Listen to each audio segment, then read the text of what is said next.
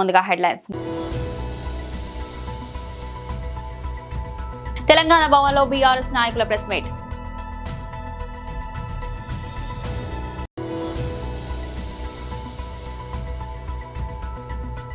BJP SC Morcha రాష్ట్ర అధ్యక్షుడు శ్రీ కాంతి కిరణ్ గారి ప్రెస్ మీట్.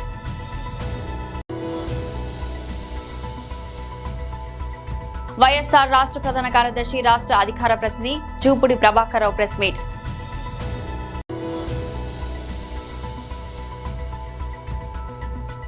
హైదరాబాద్ లో చట్నీస్ హోటల్లో భారీ పేలుడు. తెలంగాణ భవన్లో బీఆర్ఎస్ నాయకుల ప్రెస్ మీట్. పల్లకు కూడా పోయే పరిస్థితి ఉంటుంది అన్నది కూడా నీకు గుర్తు చేయడం జరుగుతున్నది.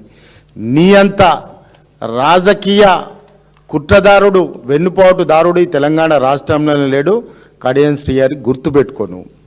అదేవిధంగా అవగాహన, రాజకీయ పరిపక్వత, సిగ్గు, సభ్యత, సంస్కారం, ఆత్మవిమర్శ 100 మున్సిపాలిటీలలో డిపాజిట్ కూడా రాలేదని చెప్పింది. నీకు సోయి ఉంటే, నీకు వయసు వచ్చింది కానీ సోయి లేదు కడియం శ్రీహరి. ఎందుకు సోయి లేదంటే నువ్వు చదువుకున్నా కానీ చదువురాని సన్యాసివి నువ్వు. ఎందుకు ఈ మాట అంటున్నామంటే గన్పూర్ మున్సిపాలిటీలోనే కాంగ్రెస్కు బీఆర్ఎస్కు 7% గ్యాప్ ఉంది. గన్పూర్ మున్సిపాలిటీలో ఎన్ని మేము గెలిచినాం, మాకు ఎంత ఓటింగ్ పడ్డది. నువ్వేమో 100 మున్సిపాలిటీలలో డిపాజిట్లు రాలే అంటావు. సిగ్గుందా నీకేమన్నా? చదువుకున్నావు, నువ్వు సన్యాసివా? నీకు జ్ఞానం ఉంటే ఎలక్షన్ కమిషన్ దగ్గర రికార్డు తీసుకో. నువ్వు స్థానిక ఎమ్మెల్యేవు, నీ కాన్స్టిట్యున్సీలోనే హెడ్ క్వార్టర్లోనే మున్సిపాలిటీలోనే మాకు 7% గ్యాప్ ఉన్నది, ఒక 2 గ్రామాలు తప్ప. అది నీ శాతగానితనానికి లెఫ్ట్ వాళ్ళతోటి నువ్వు పొత్తు పెట్టుకుంటే అక్కడ కూడా శాతం పెరిగింది, లేకుంటే అక్కడ కూడా నీ శాతం పెరగకపోవు. నీ శాతగానితనానికి అక్కడ పెరిగింది. నువ్వు సింగిల్గా కొట్లాడిన దగ్గర బీఆర్ఎస్కు కాంగ్రెస్కు 7% గ్యాప్ ఉన్నది. ఏ ముఖం పెట్టుకొని అంటున్నావు బీఆర్ఎస్కు మున్సిపాలిటీలలో డిపాజిట్లు రాలే అని? నీకుందా నీతి? నీకుందా అవగాహన? నీకుందా రాజకీయ పరిపక్వత? సిగ్గు లేకుండా అంత వయసు పెట్టుకొని ఇజ్జత్ మానం లేకుండా మాట్లాడుతాను కడియం శ్రీహరి.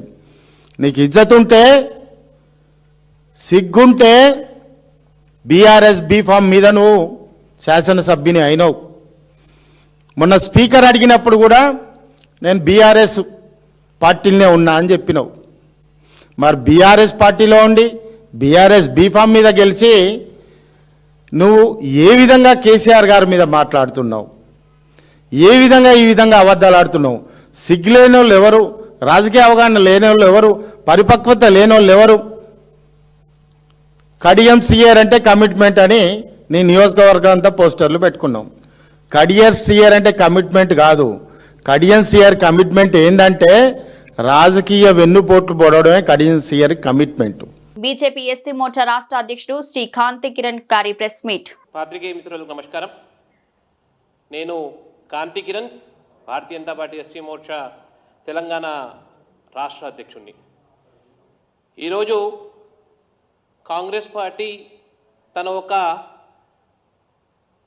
నైజాంని మళ్ళొకసారి దుర్మార్గమైన పార్టీ, ఈ దేశ అభివృద్ధిని ఓర్చుకోలేని పార్టీ, దేశ ప్రగతిని ప్రపంచ దేశాలలో ఏ ఖ్యాతికైతే ప్రియతమ ప్రధాని నరేంద్ర మోడీ గారి నేతృత్వంలో ప్రపంచ దేశాలన్నీ కూడా బీజేపీ నేతృత్వంలో, నరేంద్ర మోడీ గారి నేతృత్వంలో ఈ దేశం ఒక ఉత్తమమైన శక్తివంతమైన దేశంగా పరివర్తన చెందుతుంది. దాన్ని ఓర్చుకోలేని పార్టీ అని ఈరోజు స్పష్టమైన నిదర్శన ఏమిటి అంటే, ఢిల్లీలో భారత్ మండపంలో ఏదైతే ప్రపంచ ఆర్టిఫిషియల్ ఇంటెలిజెన్స్ మీద ఏదైతే కాన్ఫరెన్స్ జరుగుతున్నదో, సమిట్ జరుగుతున్నదో, ఆ సమిట్లో సుమారుగా 22 ప్రపంచ దేశాల నుంచి కూడా ఆ దేశాలకు సంబంధించిన ఆర్థిక మేధస్సు కలిగిన నిపుణులు, టెక్నికల్గా ఎంతో ఎక్స్పర్ట్స్, అదే రకంగా గ్లోబల్ కంపెనీకి సంబంధించిన పెద్ద పెద్ద సీఈఓలందరూ కూడా ఆ ఇంటర్నేషనల్ ఆర్టిఫిషియల్ ఇంటెలిజెన్స్ సమిట్లో పాల్గొంటే క్రమంలో మనమందరం చూసినాము. ప్రపంచ దేశాలలో ఆ సమిట్ ఏ రకంగా అయితే ఈ దేశం భారతదేశం నిర్వహిస్తున్నదో నరేంద్ర మోడీ గారి నేతృత్వంలో ప్రపంచ దేశాలకు సంబంధించిన శక్తివంతమైన దేశం ఫ్రాన్స్ సంబంధించిన దేశాధిపతి ఇమాన్యుయల్ కూడా స్పష్టంగా వారు అనడం జరిగింది. భారతదేశము ఇమాన్యుయల్ మ్యాక్రోన్ అనే ఒక ఫ్రాన్స్ నాయకుడు వారు స్పష్టంగా అనడం జరిగింది. భారతదేశం ఏ రకంగా అయితే శక్తివంత దేశం అవుతున్నదో ప్రపంచ దేశాలలో కూడా ఈరోజు ఆర్థికంగా సాంకేతికంగా ఏదైనా దేశం ఉన్నది అంటే అది భారతదేశము అని ఫ్రాన్స్ సంబంధించిన ప్రెసిడెంట్ కూడా అనడం జరిగింది. మనం చూస్తూ వస్తున్నాము. గత 2 రోజులుగా ఏ రకంగా అయితే ఢిల్లీలో నరేంద్ర మోడీ గారి నేతృత్వంలో ఈ దేశంలో సంబంధించిన ఎందరో మంది యువకులు వాళ్ళు స్టార్టప్ కంపెనీలు పెట్టుకొని ఆర్టిఫిషియల్ ఇంటెలిజెన్స్లలో ఏ రకంగా ఈ దేశంలో ఆధునికత మీద పనిచేస్తున్నాము అని ప్రపంచానికి ప్రదర్శించే ఒక క్రమంలో ప్రపంచ దేశాలన్నింటి నుంచి కూడా ఎవరెవరైతే పెద్ద పెద్ద గ్లోబల్ ఎక్స్పర్ట్స్ టెక్నోక్రాట్స్ ఎన్నో కంపెనీలు ఒక సీఈఓలు కూడా ఈ భారత్ మండలంలో ఏదైతే ఏఐ ఇంటెలిజెన్స్ సమ్మిట్ జరుగుతున్నదో దాంట్లో ఒక పాత్ర వారు ఒక ప్రపంచ దేశాల నుంచి కూడా వారి యొక్క ఇంటెలిజెన్స్ ప్రజెంటేషన్ ఇస్తున్నారు. అన్ని దేశాల నుంచి డెలిగేట్స్ అందరూ కూడా అక్కడ వాళ్ళ కంపెనీలకు సంబంధించిన ప్రజెంటేషన్ ఇచ్చే ఒక వేదిక. ప్రపంచ దేశాల నుంచి కూడా వచ్చిన వాళ్ళందరూ కూడా చూస్తున్నారు. ఆ డెలిగేట్స్ అందరూ కూడా ఏ రకంగా అయితే భారతదేశంలో ఈ ఏఐ ఆర్టిఫిషియల్ ఇంటెలిజెన్స్ మీద పనిచేస్తూ వస్తున్నది.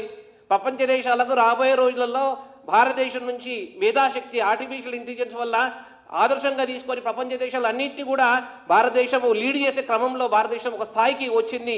వైఎస్ఆర్ రాష్ట్ర ప్రధాన కార్యదర్శి రాష్ట్ర అధికార ప్రతినిధి చూపుడి ప్రభాకర్ రావు ప్రెస్ మీట్. గాడి తప్పినటువంటి ప్రభుత్వం అన్ని రకాల ప్రజల్ని ఈ రాష్ట్రంలో గాలి కొదిలేసి ప్రభుత్వం అంటే గాలిలో విహరించటం, ప్రభుత్వం అంటే బిల్ గేట్స్ లాంటి వాళ్ళని, ప్రపంచవ్యాప్తంగా ఉన్నటువంటి కుబేరుల్ని, లేకపోతే వీలైతే ఒక హెలికాప్టర్ ప్రత్యేక విమానం వేసుకొని తిరగటం. ఇది కాదు. ఎలక్షన్లో మీరు చేసినటువంటి ప్రామిసెస్ చాలా ఉన్నాయి.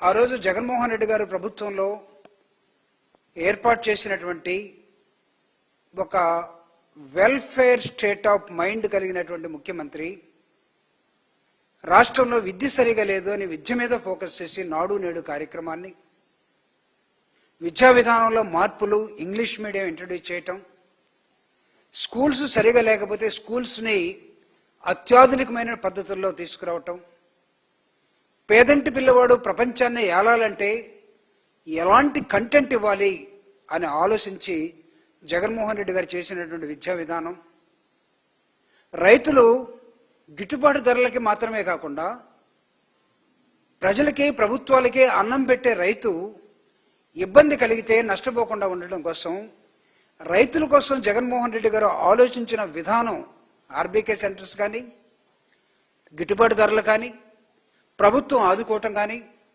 రైతుల కళ్ళల్లో ఆనందం కోసం, అదేవిధంగా మహిళల కోసం జగన్మోహన్ రెడ్డి గారు ఈ రాష్ట్రంలో మహిళలకి ఎంపవర్మెంట్, డాక్టర్ బాబాసాహెబ్ అంబేద్కర్ సమాజం ఎదిగిందా లేదా చూడటం కోసం, ఆ సమాజంలో మహిళ అభివృద్ధి చెందితే చాలు ఆ సమాజం ఎదిగినట్టని చెప్పిన కంటిన్యూషన్లో జగన్మోహన్ రెడ్డి గారు ఎంపవర్మెంట్ ఆఫ్ ఉమెన్ తీసుకొచ్చి వాళ్ళ పేరు మీదే ఇళ్ల పట్టాలతో సహా, లేకపోతే వాళ్ళకి ఇవ్వాల్సినటువంటి అనేకమైన వెల్ఫేర్ యాక్టివిటీస్ మొత్తాన్ని తీసుకున్నది.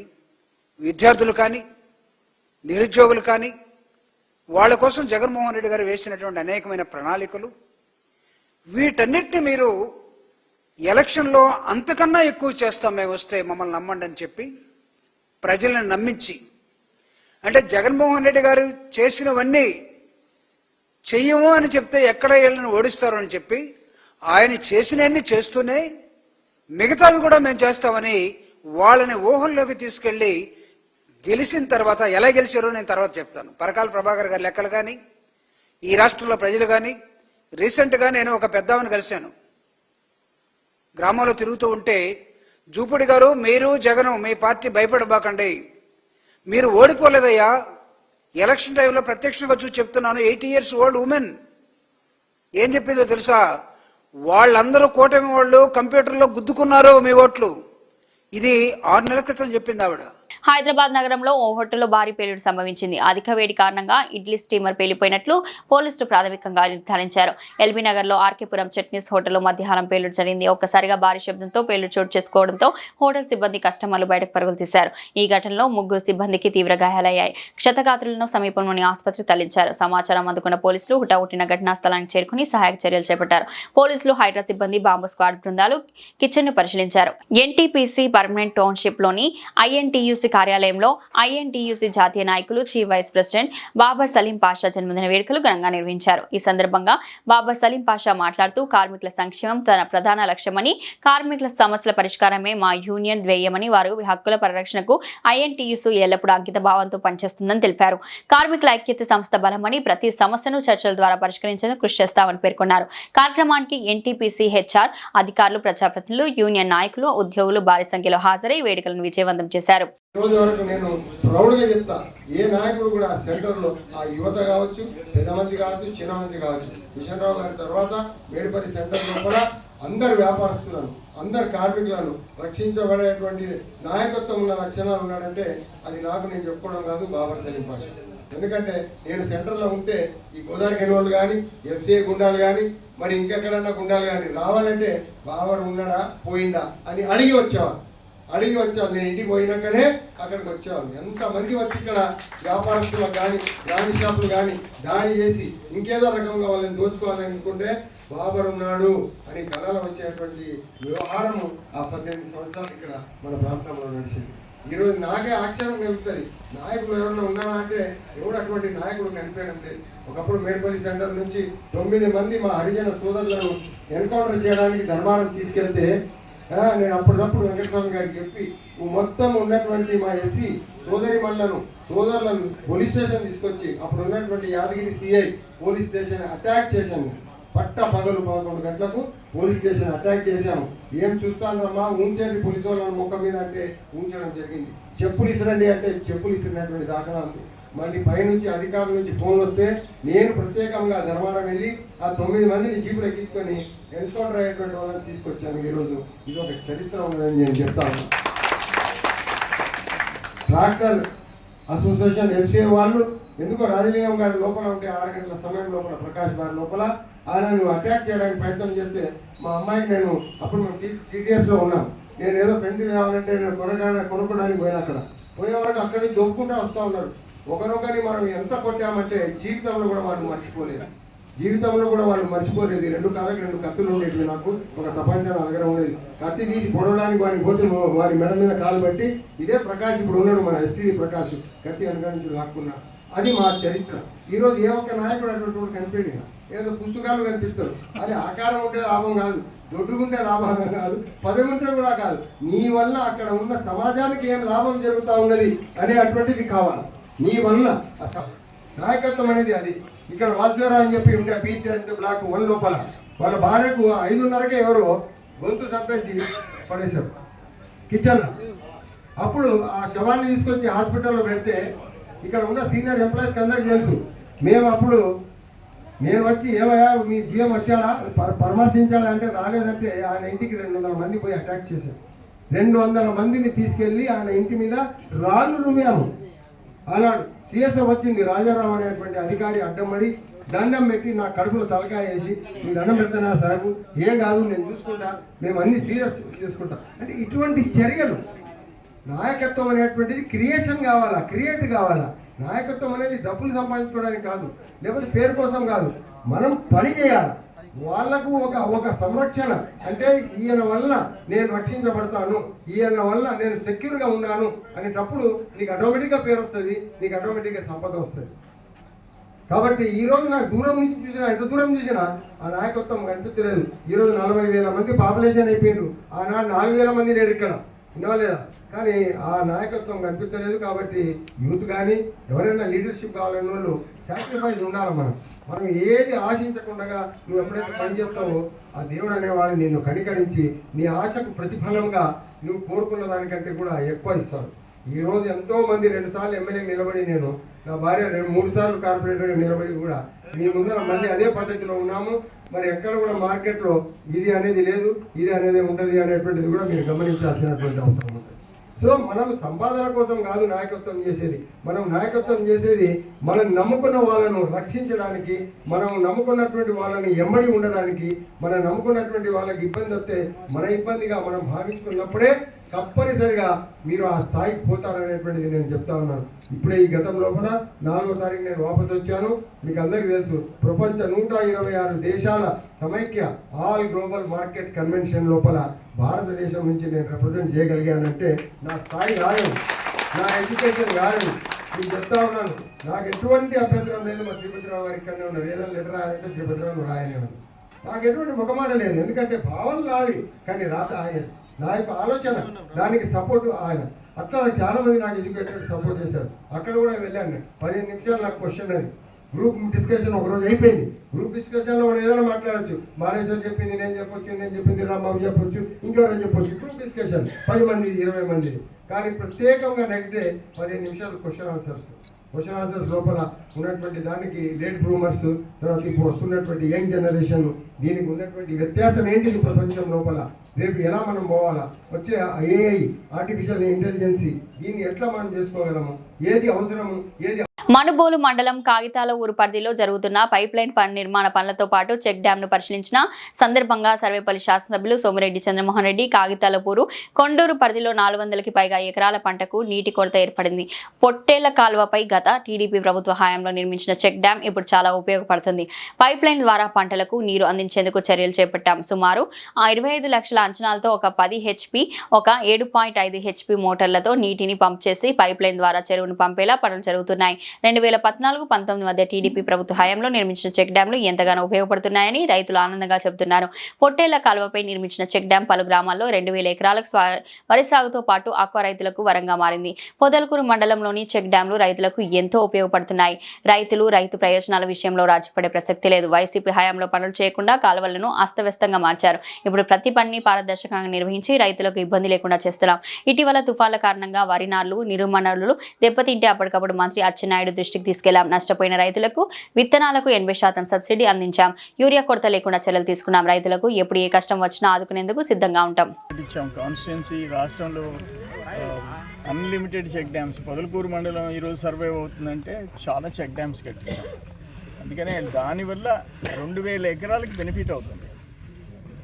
ఆక్వా వచ్చి ఒక 500 ఎకరాలు, ఆక్వా కల్చర్ కూడా 500 ఎకరాలు. ఆక్వా బాగా రైతులు ఆర్థికంగా బలపడే పరిస్థితి ఆక్వా కల్చర్. ఈ 2 సంవత్సరాలు మంచి ఆదాయం వస్తుందని విన్నాను, చాలా సంతోషంగా ఉంది. అల్టిమేట్గా ఏంటంటే రైతులు ఎక్కడ ఇబ్బందులు పడకూడదు. ఇప్పుడు అక్కడ చూసాం, నిన్న చెన్నారెడ్డిపల్లె 1 ఎకరా 5 సవిటి పొలం అంట ఎండిందంట. దానికి ఏందేందో మాట్లాడినారు వైసీపీ వాళ్ళ గవర్నమెంట్లో కాలువలే తవ్వలేదంట. 500 ఎకరాకి 1000 రూపాయల ఎకరాకి వేసుకొని కాలువలు రైతులు దూకున్నారు. ఇప్పుడు ప్రతి కాలువ మనం దూవిస్తున్నాం. ఏ ఊరి కాలువలు వాళ్ళు దూకుంటున్నారు. అన్ని ఫొటోస్ కూడా తీసి పెడుతున్నారు, GPS లొకేషన్ పెట్టి తీసి పెడుతున్నారు. కానీ రైతుల విషయంలో రాజీ పడే ప్రసక్తే లేదు. ముఖ్యమంత్రి గారు కానీ, గవర్నమెంట్ కానీ, మేము కానీ ప్రత్యేక శ్రద్ధ రైతుల విషయంలో తీసుకుంటాం. ఏంటంటే ఈ కాగితాలపూడి, మనుబోలు మండలం కాగితాలపూడి కొండూరు సత్రానికి 400 ఎకరాలకి నీటిపారుదల ఇబ్బంది వచ్చే పరిస్థితి వచ్చింది. అందుకని ఇలా పొట్టేళ్ళ కాలువ దగ్గర మనం చెక్ డ్యామ్ పెట్టున్నాం. ఆ చెక్ డ్యామ్ చాలా ఉపయోగపడింది. చెరువు నుంచి కనెక్ట్ చేసి ఈ పైప్ లైన్ వేసి దాదాపు 25 లక్షలు ఖర్చు పెట్టి ఒక 10 HP ఒకటి 7.5 HP పంప్ చేసేస్తే ఆ చెరువుల్లోకి వెళ్ళిపోతాయి. ఆ 400 ఎకరాలు ఎండిపోకుండా పండద్ది. ఈ నెలాఖరు లోపల ఇది కంప్లీట్ చేసుకుంటే నెలాఖరు లోపల ఈ వర్క్ కంప్లీట్ అయిపోతే అప్పటిదాకా నీళ్లు ఇబ్బంది లేదంట. అప్పుడు ఆ 400 ఏకర్స్ ఎండిపోకుండా బతికించుకునే దానికి వార్ ఫుటింగ్ కింద దాదాపు 25 లక్షల రూపాయల అంచనాతో ఈ కార్యక్రమం మొదలుపెట్టాం. ఇప్పుడు మనోళ్ళు, మన నాయకులు అందరూ రైతుల నాయకులు చెప్తున్నారు. అప్పుడు 2016-17లో మన చెక్ డ్యామ్స్ కట్టించే వల్ల చాలా ఎన్ని ఎకరాలు బెనిఫిట్ అంటే దానివల్ల మొత్తం 2000 ఎకరాలు ఉంటుంది. హైదరాబాద్ రామంతపూర్ పెద్ద చెరువు ట్యాంక్ బండ్ పై మహనీయుల చరిత్రకారులు పోరాట యోధుల విగ్రహాల ఏర్పాటుకు అనుమతి ఇవ్వాలని కోరుతూ మాజీ ఎమ్మెల్యే ఎన్వీఎస్ఎస్ ప్రభాకర్ ఆధ్వర్యంలో రామంతపూర్ రాజీవ్ గాంధీ విగ్రహం నుండి బీజేపీ శ్రేణులు కుల సంఘాల నాయకులు ర్యాలీ చేపట్టారు. ఈ సందర్భంగా మాజీ ఎమ్మెల్యే ఎన్వీఎస్ఎస్ ప్రభాకర్ మాట్లాడుతూ దేశ సమగ్రతను కాపాడటం కొరకు దేశభక్తిని పెంపొందించేందుకు మహనీయుల విగ్రహాలు ఏర్పాటు కొరకు డిమాండ్ చేసేందుకు ఈ ర్యాలీ అన్నారు. విగ్రహాల ఏర్పాటు వలన సేవాభావం దేశభక్తి స్ఫూర్తిదాయకం పెరుగుతాయి. ప్రభుత్వం విగ్రహాల ఏర్పాటుకు రాకపోవడం వల్ల ప్రభుత్వ విగ్రహాల ఏర్పాటుకు అనుమతి ఇవ్వాలని కోరుతూ ఈ ఊరేగింపు చేపట్టాం. ప్రభుత్వం విగ్రహాల ఏర్పాటుకు అనుమతిస్తే సరే లేకపోతే రామంతపూర్ హబ్సిగూడ ప్రజానీకం ఏకతాటిపై ఉన్నట్లు బంద్ను కూడా చేపడతాం. ప్రత్యేక ఆందోళన నిర్వహిస్తాం. రామంతపూర్ హబ్సిగూడ జాగృతమైన ఖచ్చితంగా స్ఫూర్తిదాయకమైనటువంటి మహనీయులు, ప్రేరణదాయకమైనటువంటి మహనీయులు, పోరాటానికి పెట్టింది పేరుగా ఉన్నటువంటి మహనీయులతో పాటు మరి సామాజిక సాధికారికత కొరకు దేశం యొక్క సమైక్యత సమగ్రతలకి కట్టుబడి ఉండేటువంటి దేశభక్తిని పెంపొందింపజేయాలనేటువంటి ఆలోచనతో మహనీయుల విగ్రహాలని ఏర్పాటు చేయాలని చెప్పని డిమాండ్ చేయడం కొరకే ఈ యొక్క ఊరేగింపు అని చెప్పని నేను పేర్కొంటా ఉన్నా. ప్రభుత్వమే ముందుకొచ్చి ఆ రకంగా అభివృద్ధి చేస్తున్నటువంటి ట్యాంక్ బండ్ల కాడ ఇలాంటి మహానుభావుల యొక్క విగ్రహాలని ఏర్పాటు చేస్తే మరి సమాజంలో క్రమశిక్షణ పెరుగుతుంది, నీతి పెరుగుతుంది, రీతి పెరుగుతుంది, దాంతోపాటు సేవా భావన పెరుగుతుంది, దాంతోపాటు దేశభక్తి కూడా పెరుగుతుంది, దాంతోపాటు ప్రతి వ్యక్తి కూడా తన యొక్క నిత్య దైనందిన జీవితంలో విలువలకి కట్టుబడి ఉండే విధంగా ఒక స్ఫూర్తినిచ్చేటువంటి విగ్రహాలని పెట్టాలని చెప్పని కోరుతున్నటువంటి విషయాన్ని నేను మనవి చేసుకుంటూ, ప్రభుత్వం ఆ రకంగా ముందుకు రాకపోవటం వల్లనే ఈరోజు ప్రభుత్వాన్ని కోరడం కొరకు ఈ విగ్రహాలకి అనుమతి ఇవ్వాలని చెప్పని విజ్ఞప్తి చేస్తూ ఈ వీరగుంపుని నిర్వహించడం జరిగింది. ఒక వీర యోధుడు ఉగ్రవాదుల్ని మట్టు పెట్టినటువంటి మరి కెప్టెన్ వీరరాజారెడ్డి విగ్రహం పెడితే అంటే కూడా పెట్టనిటువంటి ప్రభుత్వాలు, అలాగే ఈ యొక్క హైదరాబాద్ విమోచన గావించి మరి హైదరాబాద్ విమోచన దాంతో పాటు తెలంగాణ ఏర్పాటులో కీలకమైనటువంటి మరి వ్యక్తిగా ఉన్నటువంటి సర్దార్ వల్లభాయ్ పటేల్ యొక్క విగ్రహాన్ని ఏర్పాటు చేస్తామంటే కూడా అడ్డుకున్నటువంటి రోజులు మనకు కనబడ్డటువంటి విషయం. బులెటిన్ ముగించే ముందు హెడ్లైన్స్ మరోసారి. తెలంగాణ భవన్లో బీఆర్ఎస్ నాయకుల ప్రెస్ మీట్.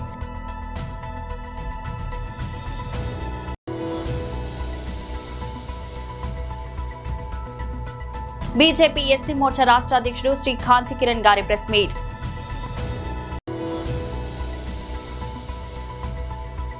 వైఎస్ఆర్ రాష్ట్ర ప్రధాన కార్యదర్శి రాష్ట్ర అధికార ప్రతినిధి జూపుడి ప్రభాకర్ రావు ప్రెస్ మీట్.